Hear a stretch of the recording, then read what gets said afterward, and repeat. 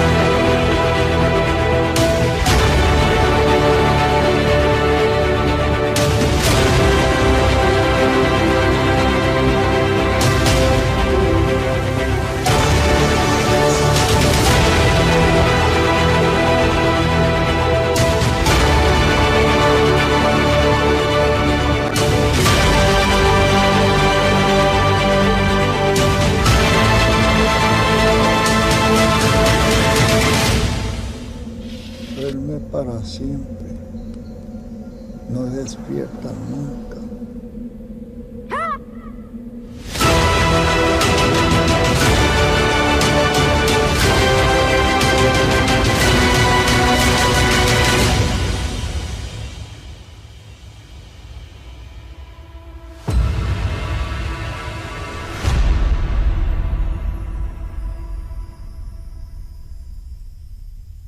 Más allá de este verso que me mata en secreto, está la vejez, la muerte, el tiempo inacabable.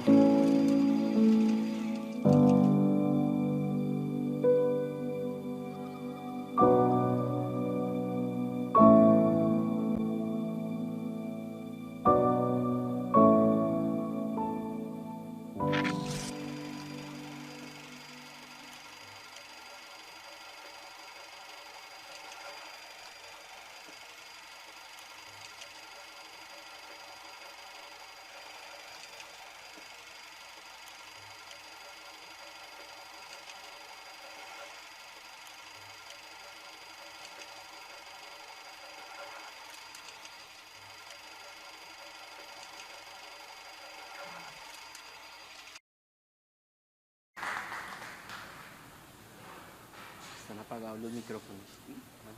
Ahí le das. Fue un placer.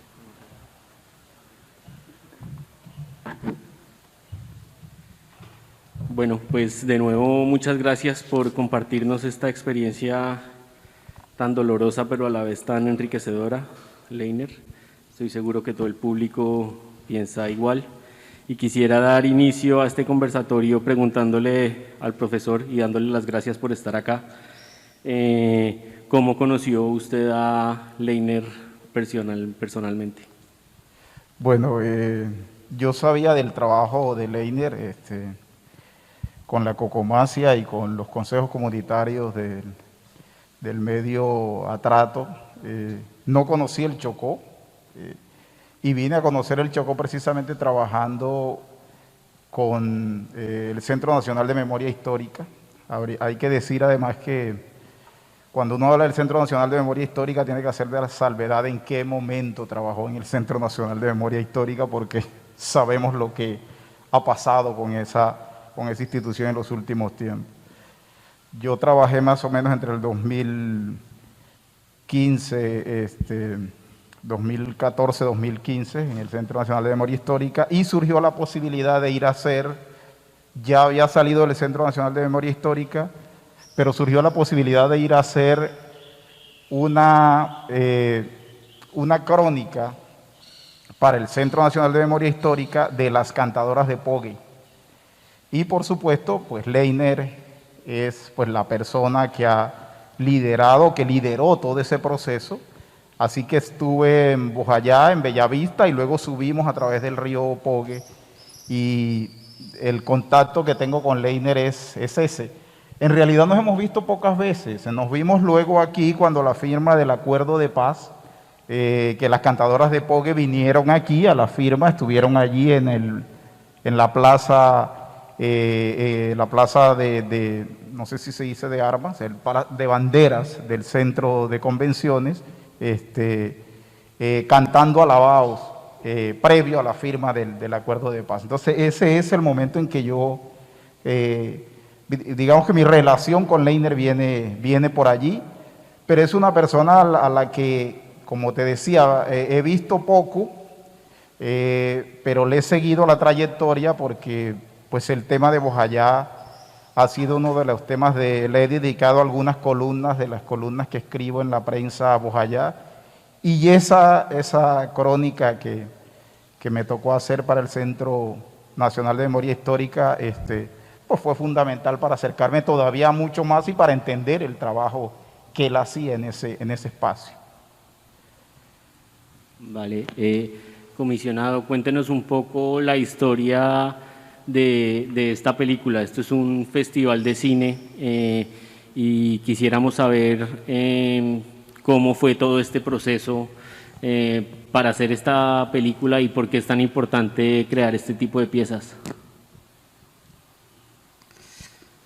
Qué vaina tan dura, mano.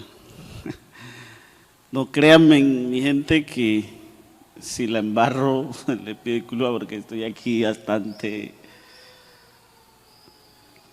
Pues este documental realmente surgió en un momento muy duro para nosotros, y en un momento duro porque precisamente estábamos trabajando hacia los procesos de la construcción de la paz, pero también en un momento donde el conflicto se avisoraba el recrudecimiento en la región, y con un desafío, y es que sentíamos que la memoria estaba en peligro, y queríamos como víctima dar nuestra versión, no solamente mostrarle al país los impactos de la guerra, sino también nuestras apuestas como Bojayá. Seguramente sobre Bojayá se ha dicho mucho, pero nosotros queríamos decir desde nuestra voz. Y entonces organizamos un grupo de 5 familias que queríamos levantar esa voz. Y estuvimos conversando inicialmente casi como 2 meses para ponernos de acuerdo en qué dirección queríamos levantar la voz. Y en ese contexto, pues yo tuve la oportunidad de ganarme el premio al pluralismo global, y pues da un momento especial donde tenemos la oportunidad de tener unos recursos, y entonces yo dije, bueno, con esos recursos podemos hacer más, y los dispusimos a la comunidad para iniciar el trabajo. Y estábamos pensando las maneras cuando llega la productora Hoi Chin, y en Estados Unidos encontraron una noticia de que yo me acababa de ganar ese premio, y entonces se interesaron y dijeron, bueno, este es el personaje, hagámosle seguimiento a este personaje para ver qué historia hay detrás del personaje. Y desde allí entonces, casi por 3 años, tuvimos una cámara, decidimos ponernos una cámara todo el tiempo, dormíamos con el micrófono, y en todos los recorridos que yo hacía teníamos una cámara y un micrófono para documentar lo que estábamos haciendo. Y con la perspectiva después de contarle al país realmente y que el país viera el trabajo.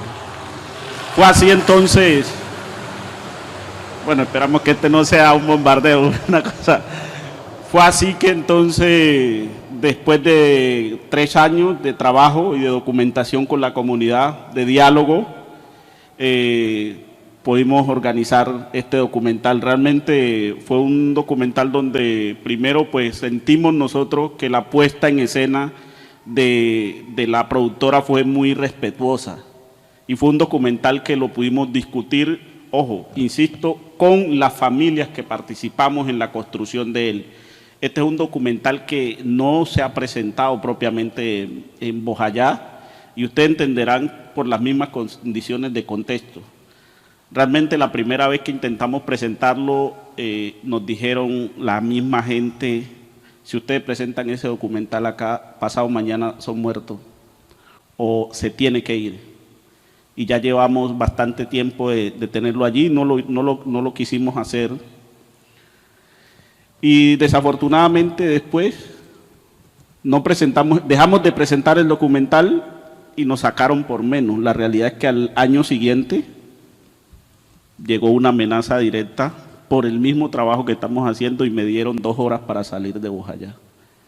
O sea, para decir que de cierta manera, digamos, el documental lo que quería también mostrar esa violencia extendida, esa violencia continuada, esa preocupación que tenemos las familias, no solamente de Bojayá, sino del país, de que esta violencia acabe, ¿no? Entonces, pues es un trabajo ahí como muy abierto de corazón para el pueblo colombiano y con mucho sacrificio, con mucho amor, que hacen 5 familias. Yo digo, está ahí Heiler Martínez, es una persona que sufrió, le mataron la mujer, 5 hijos, y no era fácil que él abriera su corazón y poner esas escenas. Y Nelfa, mi familia, que construir un documental en un contexto de persecución, donde ahí se ve pues como cuando estábamos grabando las escenas también estábamos sufriendo la persecución de muchos grupos en la región y de estigmatizaciones también. Entonces fue una apuesta bastante generosa de la gente y espero pues que sirva para algo. Vale, yo estoy seguro que el profesor Ortiz tiene muchas preguntas para hacerle a Leiner, entonces queremos sacarle también el máximo provecho al profesor, entonces adelante. Sí, ayer estaba conversando con Leiner. Leiner ahora es comisionado, comisionado de la verdad, y yo le decía que independientemente del cargo que él pueda tener y de la función que pueda estar cumpliendo allí, él básicamente es un líder social de esos territorios, ¿no? Y de las comunidades afrodescendientes de ese territorio. Y me parece interesante porque nunca pierde esa voz, ¿no? Independientemente del cargo que tenga, Leiner siempre va a ser Leiner, el líder comunitario que todos conocemos. Me contaba ayer que cuando la elección de un comisionado no es fácil, se tenía más o menos, bueno, llegan las hojas de vida, se escogen a los que reúnen los requisitos y luego se reúnen a deliberar sobre eso, y normalmente eso se pueden demorar un día, si no más, deliberando sobre a quién escoger, y en el caso de Leiner se demoraron 1 hora. Y yo le decía, bueno, es que tú tienes algo que no tienen todos los líderes. Los líderes son líderes y son extraordinarios, son muy capaces en lo que hacen, pero no necesariamente son buenos seres humanos, y Leiner es un buen ser humano. Por encima de cualquier cosa es un buen ser humano. Y yo creo que eso precisamente es lo que hace que el consenso se llegue tan rápido para tu elección como comisionado.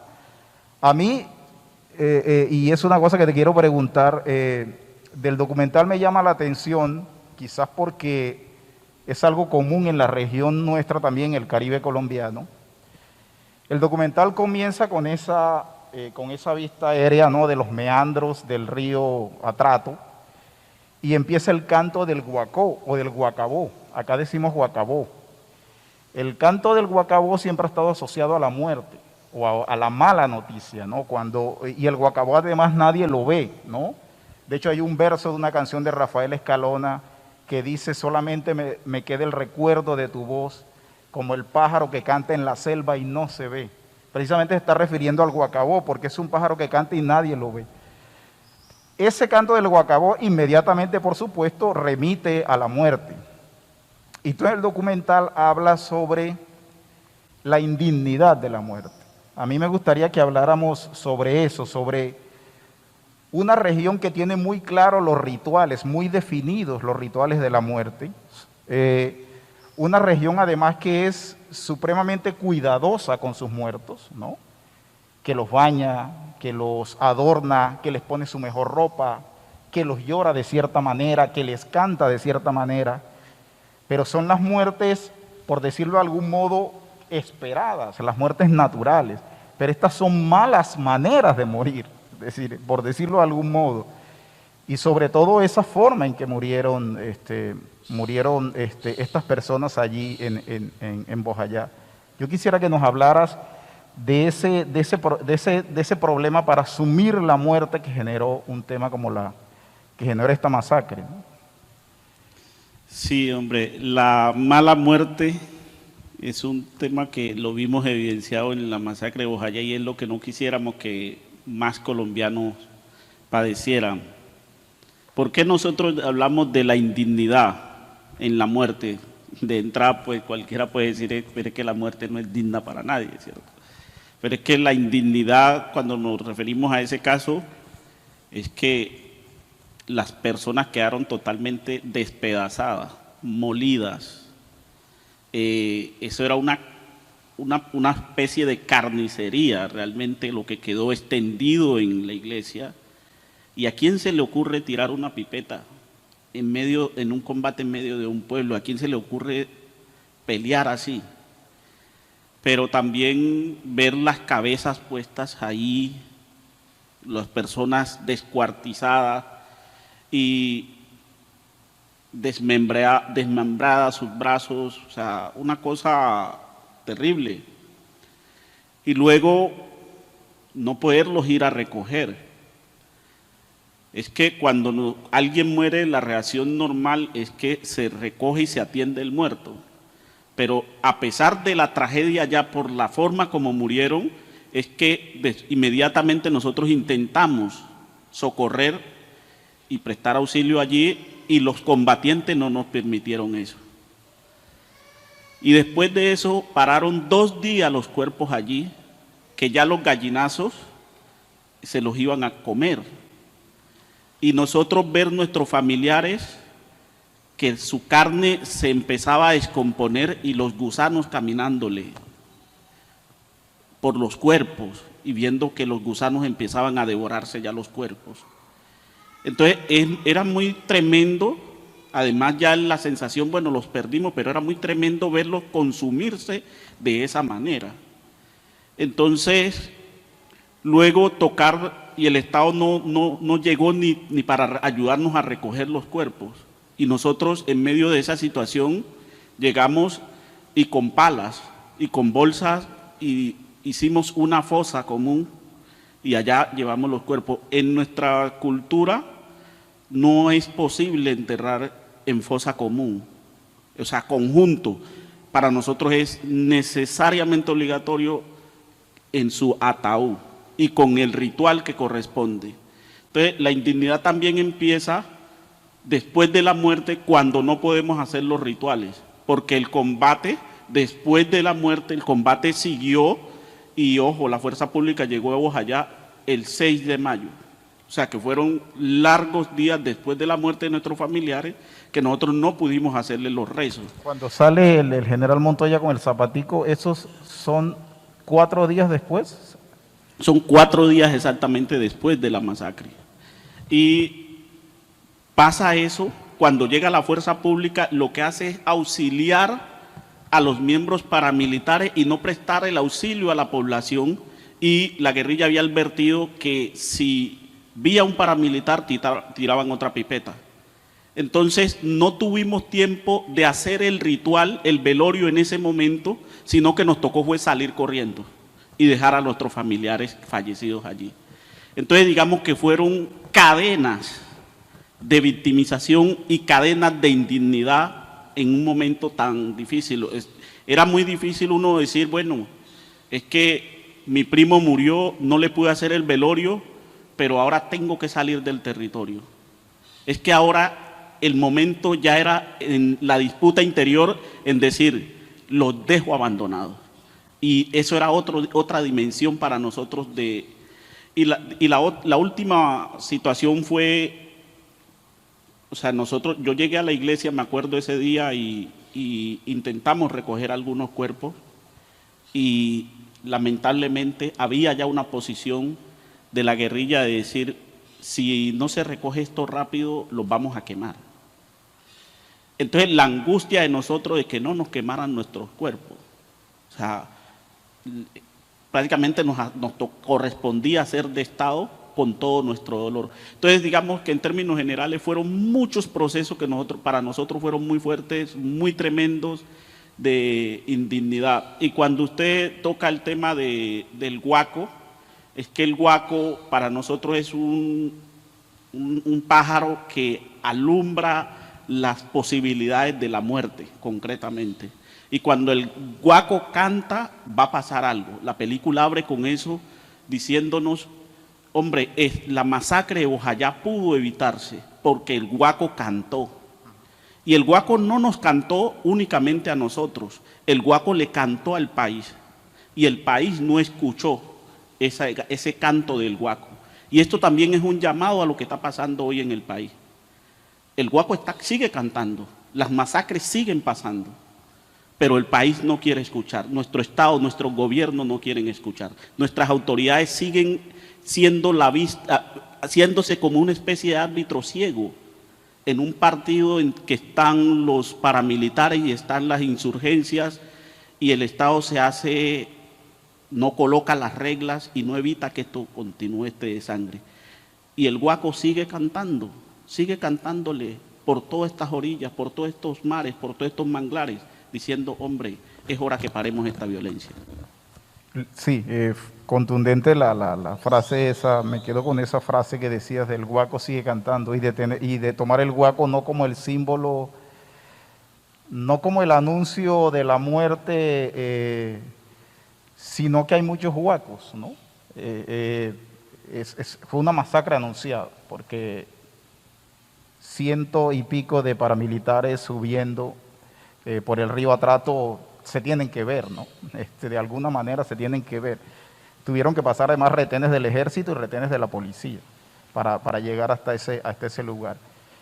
Yo quisiera, para que tú le contaras a la gente un poco tu proceso de liderazgo, porque la visibilización tuya nace y no me gusta usar la palabra resiliencia porque me parece que es una palabra demasiado trillada a veces y terminamos desgastándola de tanto usarla, y se convierte ya en un cliché y que pierde, digamos, la fuerza que tienen estos procesos. Pero tú eres, digamos, tu liderazgo, si bien es cierto, ya venías desde antes con liderazgo sobre la zona, el país y el mundo te conoce a partir de ese hecho. ¿Cómo es tu proceso de formación, digamos, ya en la acción política de líder, a propósito de ese hecho trágico? Bien, yo realmente me empiezo a formar, pues ahí en el documental hablamos, yo creo que mis bases sin duda las tengo desde la experiencia de trabajo que mi papá hacía. Mi papá era inspector de policía en ese entonces en Bojayá, y mi papá se relacionaba con mucha gente, y lo que él siempre procuraba era que nosotros le escribiéramos las cartas. Él iba diciendo qué quería decirle a X persona, y entonces nosotros nos tocaba escribirle y luego leerle para que él asegurarse de que entonces en ese ejercicio pues uno iba como memorizando, como interiorizando las cosas que él estaba haciendo. Y luego mi papá pues me empezó con un ejercicio de decirme, vea, es que yo necesito que usted asuma muchas responsabilidades. Y mi papá me delegaba que hiciera los viajes, que fuera a tal espacio y llevara tal recabo a X autoridad. Digamos que ese fue una base muy importante para mí. Luego, bueno, ya vinieron otros procesos de formación. Yo terminé en un colegio agropecuario y pues yo sé sembrar plátano, yo sé sembrar maíz, e incluso hacer una batea, pues esas cosas ¿Qué es una batea? Porque estoy seguro que no todos saben qué es una batea. Es una batea, es una especie de la madera con una especie de curva en el fondo que la utiliza uno para transportar productos o a veces incluso para hacer actividades de la minería tradicional. Entonces es un elemento tradicional en nuestra cultura. Aquí se habla de bateas sobre todo para lavar, digamos, el utensilio que se usa. Pero nosotros lo utilizamos sobre todo para transportar productos y para hacer actividades de minería. Y se hace de árboles grandes para poderle dar la forma como una especie de arco en el fondo. Y también hacemos rayos y una serie de cosas. Pero bueno, luego yo llegué al colegio, a la universidad, perdón, por, yo digo, situaciones de la vida. Yo terminé el bachillerato en el 96 y me demoraba bastante tiempo para continuar. Ya en el 2013 fue que pude ya ingresar a una universidad, porque en el Pacífico, sobre todo, las posibilidades para los pelados ingresar a la academia es bastante difícil. Y desde Bojayá, donde la universidad tocaba llegar hasta Quibdó, pues era muy difícil y aún sigue siendo una precariedad. Y bueno, ahí me fui haciendo. Luego las hermanas agustinas han sido un pilar muy fuerte para mí. Cuando yo llegué me empezaron a enseñar a escribir en una máquina de esas de escribir que utilizaban antes. Yo no conocía un computador, esa cosa me parecía una novedad. Eso, yo decía, "Ay, pero ¿cómo funciona?" Y lo vengo a ver un computador hace poquitico, hace como 5 años y me parece hasta hoy.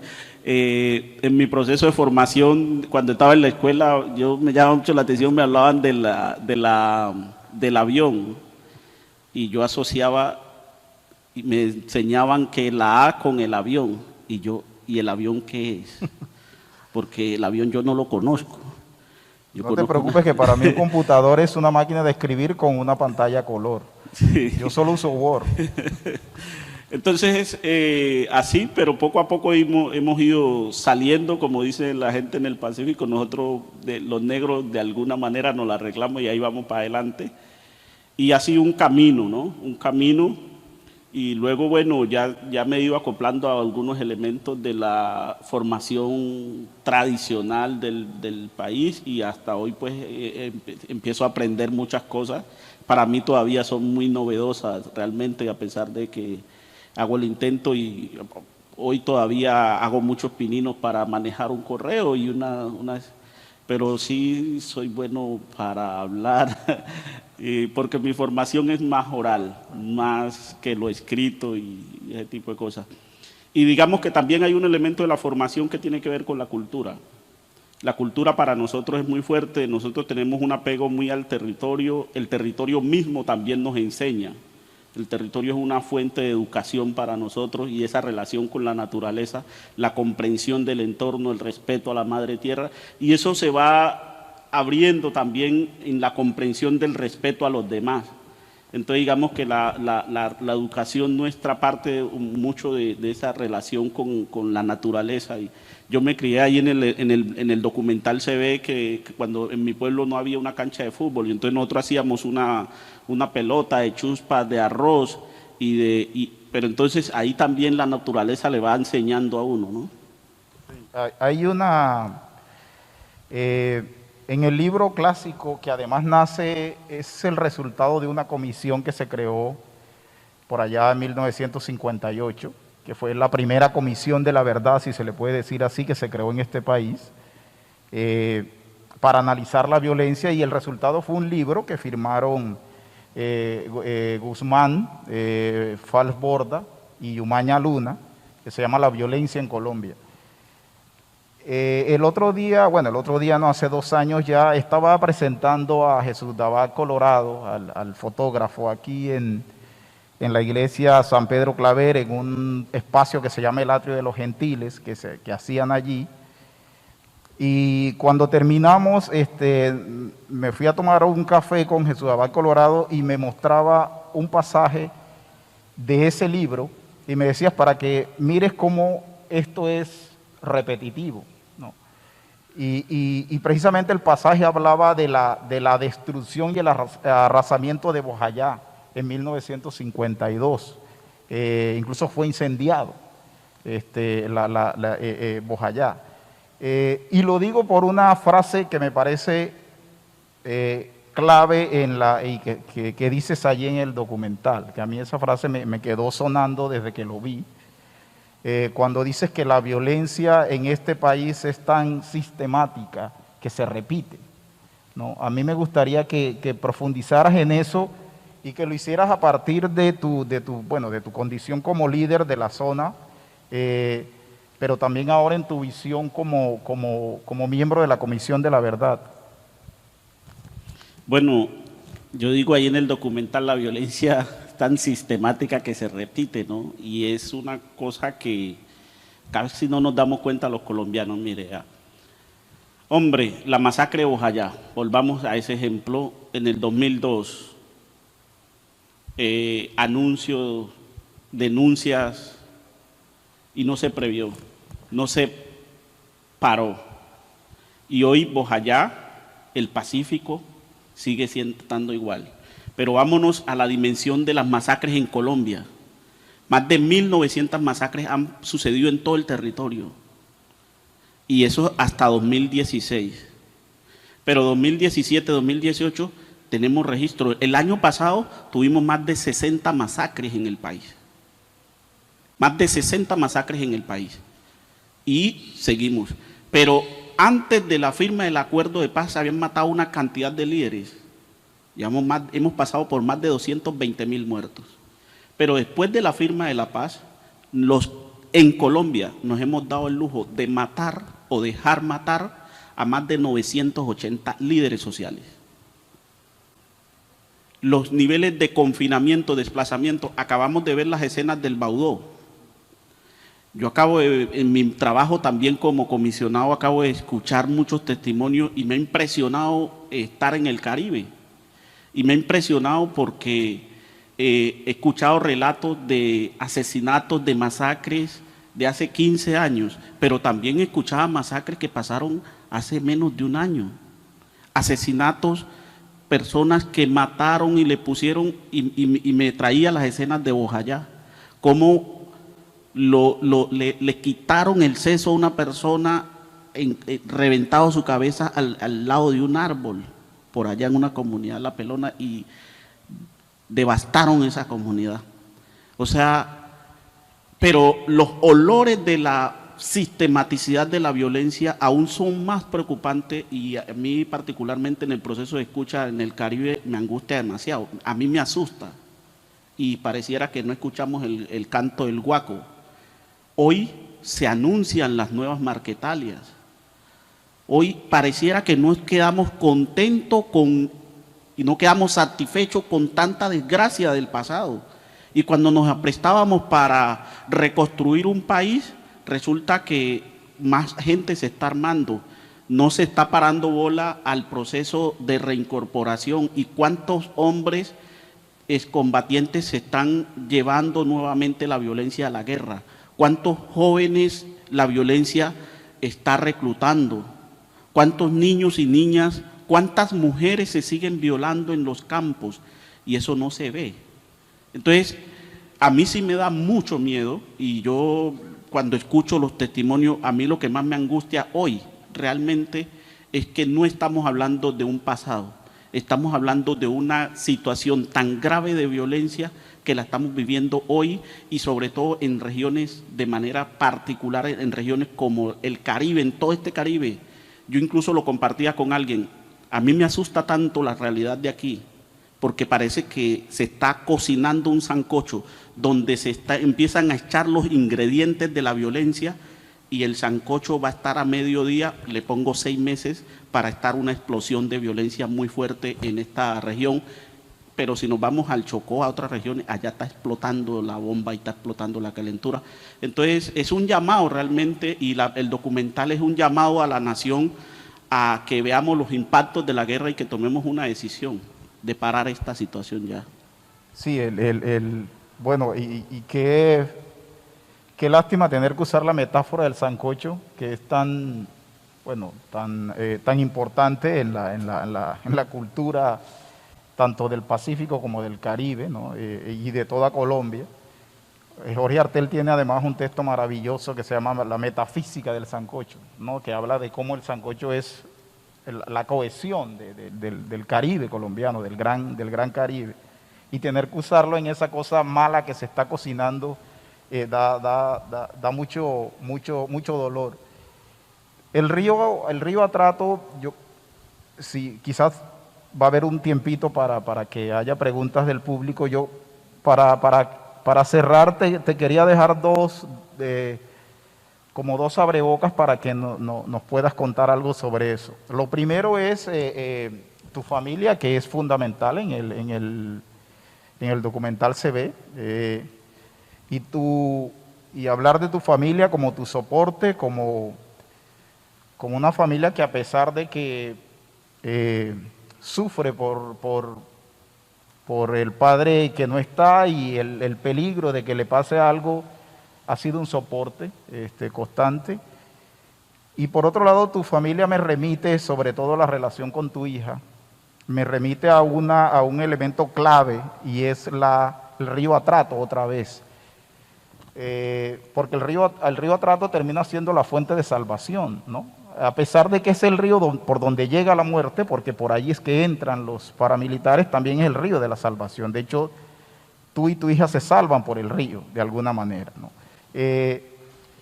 Y el río Atrato además es el río de la conexión histórica entre el Caribe y el Pacífico. Eso se nos olvida. Pero hasta hace poco las embarcaciones, las barcazas del Chocó llegaban ahí al muelle de los Pegasos, hasta que pues decidieron en los temas de desarrollo urbano sacarlas de allí, pero había una conexión muy fuerte que se manifestaba en una serie de intercambios muy importantes. Entonces, quisiera que cerráramos con eso, que nos hables de tu familia, que es un elemento muy fuerte allí en el documental, y del río, y de ese río que conecta, ¿no? De ese río que no sea el cementerio de cadáveres en que se ha convertido, sino en ese río que conecta, y que históricamente conectó al Pacífico y al Caribe, y que tú, siendo del Pacífico, ahora estás estudiando y analizando el tema del Caribe, y eso me parece un hecho muy importante. Sí, el río Atrato realmente es una fuente que nos une, el Pacífico y sobre todo el Caribe. Cuando estaba pequeño me acuerdo que las lanchas llegaban hasta mi pueblo, cargaban de banano, plátano, madera, frutos, y luego se bajaban y hacían el trayecto hasta Cartagena. Y nuestros mayores venían hasta Cartagena y compraban elementos acá, y sobre todo se llevaba mucha sal, porque esa es una zona que no está conectada de energía, y pues entonces para mantener los productos se necesita mucha sal, y sobre todo también alguna gente que empezaba la construcción, sobre todo para la parte de Quibdó, llevaban cemento. O sea que históricamente ha habido una relación comercial, pero una relación de intercambio, digo yo, de productos y de compartir con esta región. Llega la violencia y nos rompe ese circuito, nos rompe totalmente esa comunicación. Entonces, también cuando uno mira el conflicto en el Chocó, se da cuenta que los perpetradores de esa violencia son los mismos actores, y se viene al Caribe y encuentra los mismos. Entonces, vamos identificando que el problema no es que si estamos en el Chocó, en el Caribe, en el Pacífico. Aquí el problema es que estamos todos en una situación de violencia muy dura. A mí me llama mucho la atención de los patrones que se mueven en esta dinámica del conflicto. Libre comercio, desarrollo, agroindustria. Lo que está pasando aquí en el Caribe es una imposición de cierta manera de algunos modelos de desarrollo palmero, pero también en el Chocó pasa lo mismo. Hay una imposición de modelos ganaderos, pero acá también pasa exactamente lo mismo. Y cuando uno va a ver quiénes están detrás de esa violencia, pues uno también va encontrando los mismos y las mismas. Entonces, tenemos una historia junto, pero de esperanza, pero también de dolor. Y aquí yo lo que quiero invitar es a que nos veamos como una región, los negros en el Caribe, los negros en el Chocó, las negras, todos estamos sufriendo lo mismo y de lo mismo. Y es una invitación a que tenemos que buscar un modelo para ver cómo superamos esta tragedia, digo yo. Y en cuanto a mi familia, bueno, realmente para mí mi familia es un motor y lo que queremos poner ahí también es el rol que cada uno debemos jugar para superar estas tragedias. Ahí vemos un rol del niño, ¿cierto? De Mercedes como mujer, pero también de las niñas, y es un poco la composición de esa familia que quizás me quisieron desbaratar. Yo perdí 28 en la masacre, y lo que he querido es ver, pero en la masacre también perdimos 48 niños y niñas, y entonces yo lo que quisiera es dejar la oportunidad para que los niños del Chocó, las niñas de Cartagena, de cualquier zona de Colombia, pues tengan la oportunidad de vivir, que no los matemos. Un niño en el acto de reconocimiento de la verdad del pueblo afro nos decía que ellos serían el futuro de Colombia solo si y solo si los hombres de hoy los dejábamos vivir. Y a mí eso me mueve realmente. Entonces digamos que esa distribución de roles en una sociedad a partir del modelo de la familia me parece supremamente poderosa para que nos unamos a trabajar sobre todo por la necesidad de superar los impactos de la guerra. Ana Luisa, en el día de la masacre, yo prácticamente me tocaba literalmente ahogarla para poder sobrevivir. Pues yo lo que quiero es que hoy le demos oxígeno a los muchachos y le demos oxígeno en la posibilidad de que se los quitemos de los grupos que lo están reclutando. ¿Por qué no los muchachos del campo no pueden ir a los parques a jugar? Nosotros, muchos niños hoy en las zonas rurales, a esta hora en Buenaventura tienen que estar acostándose y tienen que estar encerrándose porque no tienen esa oportunidad. Entonces digamos que es un llamado desde la familia extensa, esa familia colombiana, para que pensemos en un país que tenemos que mejorar en cuanto que hemos sufrido unos impactos de la guerra, y aquí el desafío que tenemos es solucionar esos impactos, más que profundizar la rabia, profundizar el odio. Unámonos como familia, como país, para que esta tragedia no siga ocurriendo. Si no paramos esto, hoy fuimos nosotros, pensemos en eso, hoy fuimos nosotros y mañana, y están siendo otras personas, pero mañana o pasado, yo no quiero ser mal agüero, podemos ser cualquiera de nosotros.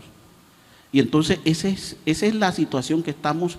Yo no creo que nadie quiera vivir esta tragedia realmente. Yo no quiero que nadie quiera vivir con este karma de sentir este dolor en la carne propia, o sea, en la vida, y cargar todo ese sufrimiento como lo cargan muchos ciudadanos y ciudadanas.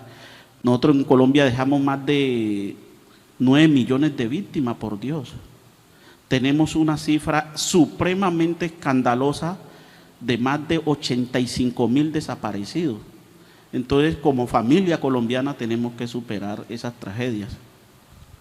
Vale, pues estamos un poquito pasados de tiempo, sin embargo no queremos dejar pasar la oportunidad de que algunas personas del público le pregunten a Leiner o al profesor Javier Entonces, Leiner, pues tengo el privilegio de conocerte hace un tiempo y viendo hoy este documental, siento que la historia no solamente es sobre Bojayá y sobre la tragedia, sino sobre todo sobre la grandeza humana de un pueblo que está representado en esta pieza en sus protagonistas, tú incluido.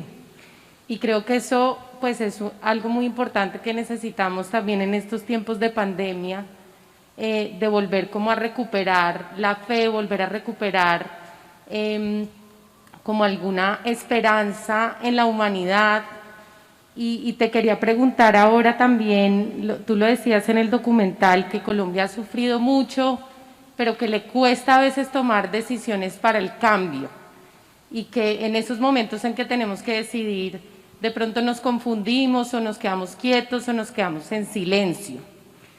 Ahora estás trabajando en la Comisión de la Verdad, que mejor dicho siento que es como la felicidad más grande que puede tener la paz de Colombia, estando tú ahí, pero te quería preguntar, ¿cuál crees tú que es el rol también del cine en esta transición de la verdad, en esta recuperación de la fe y de la esperanza que necesitamos, y el rol del cine también como en esa no repetición que mencionabas al principio?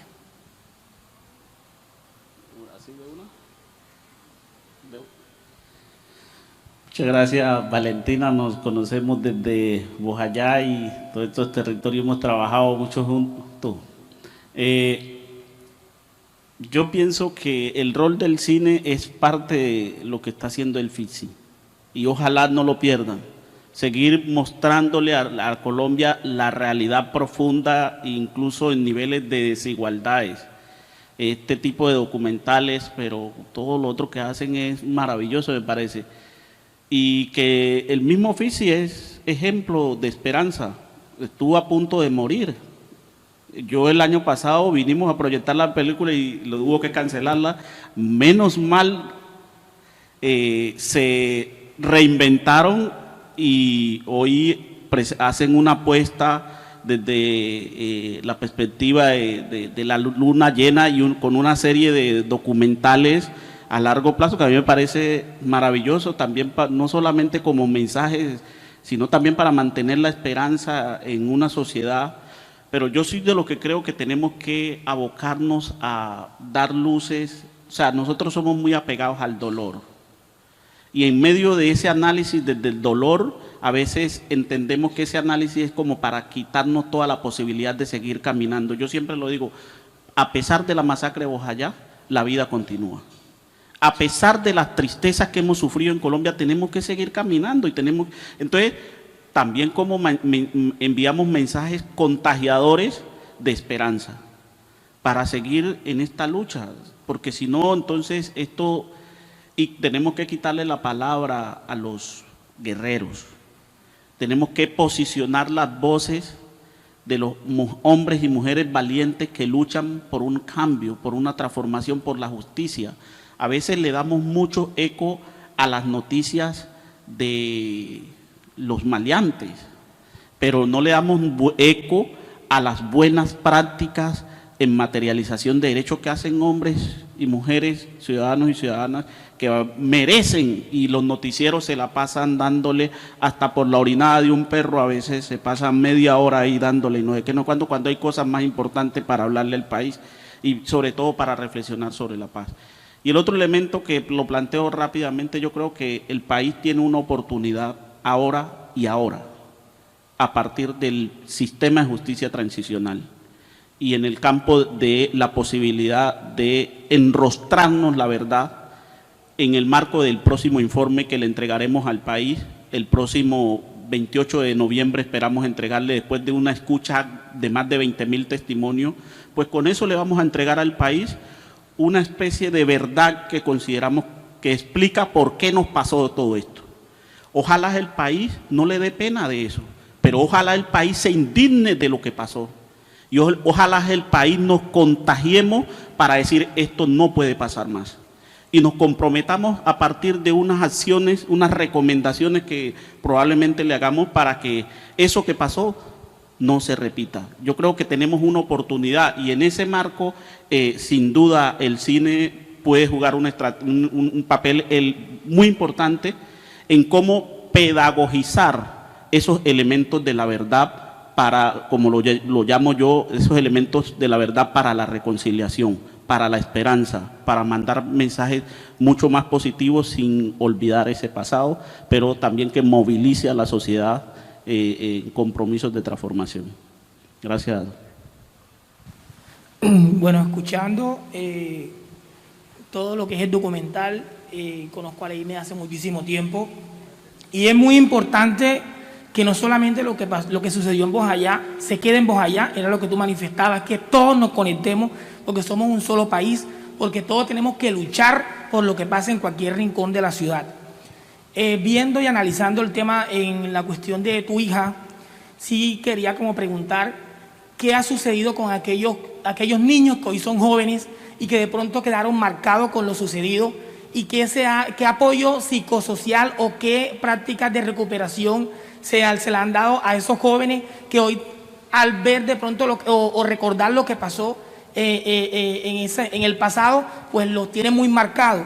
Y muchas veces estos jóvenes de pronto no pueden salir adelante o no pueden de pronto rescatar de pronto esas prácticas que tenían anteriormente ancestrales, porque son situaciones que de pronto lo conllevan a pensar lo que sucedió, lo que usted manifestó ahorita, al dolor, al sufrimiento, y que hay que caminar, pero también hay que caminar conjunto con ellos para que más jóvenes también puedan salir adelante, porque lo que sucedió en Bojayá es lo que está sucediendo en otros tipos de lugares o territorios del país, que también hay víctimas que son los jóvenes, que son los que quedan vivos, pero quedan con ese sufrimiento marcado, que es muy difícil que ellos puedan lograr vencer. Créanme, y yo lo hablo desde mi experiencia, créanme que no es fácil uno recuperarse de un tartarazo tan terrible. Y para un joven y sin pocas oportunidades, como se ve en muchas regiones de Colombia, pues es más difícil.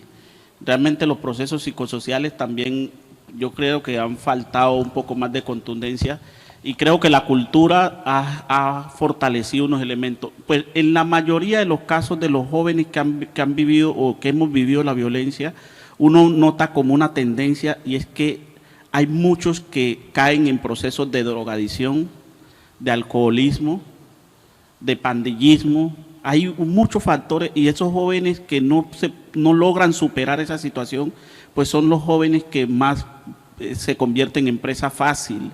Por eso yo digo el desafío que tenemos, porque si no entonces vamos a tener un país siempre en llamas, en violencia, si no le prestamos atención a esos impactos de la guerra. Y nosotros como sociedad, yo creo, como sociedad hemos descuidado nuestra juventud.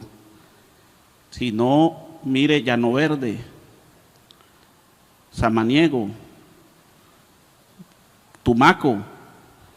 Yo vuelvo y toco el tema del Caribe y lo señalo con mucha preocupación.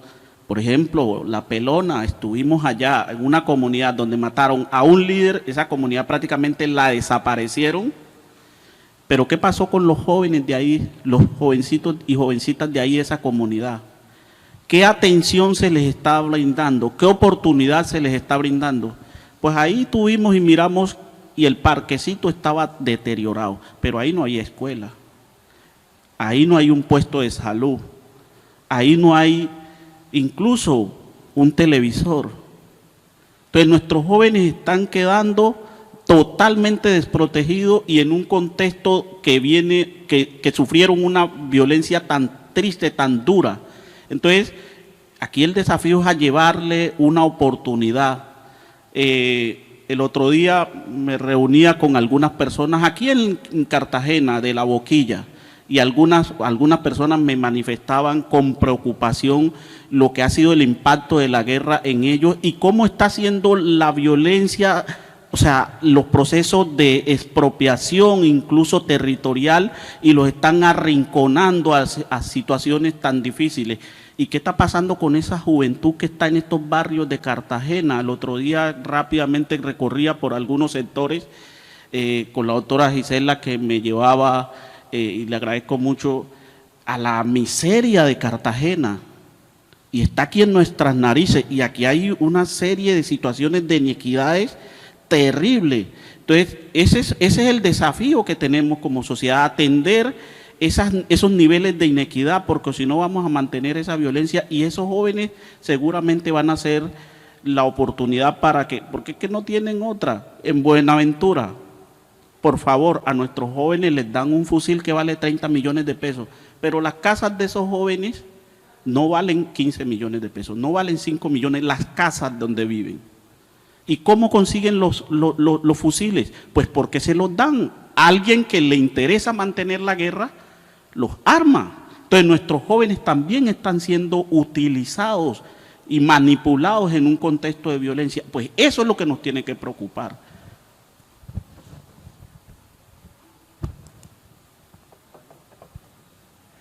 Listo, pues Leiner, muchas gracias por sus palabras. Javier, muchas gracias por acompañarnos. De verdad que somos muy agradecidos de tener su presencia acá. Y muchas gracias también a todos los que nos acompañaron presencial y virtualmente. Los invitamos a que se queden a la próxima función, que será a las 5. Es una obra de Santiago Merchant y protagonizada por Marcela Mar. Y es una especie de proyecto extraño que aquí dentro del FICSI hemos bautizado Cineatro, porque es una mezcla extraña de teatro y cine que se dio a raíz de la pandemia. Entonces, pues quedan cordialmente invitados. Muchas gracias.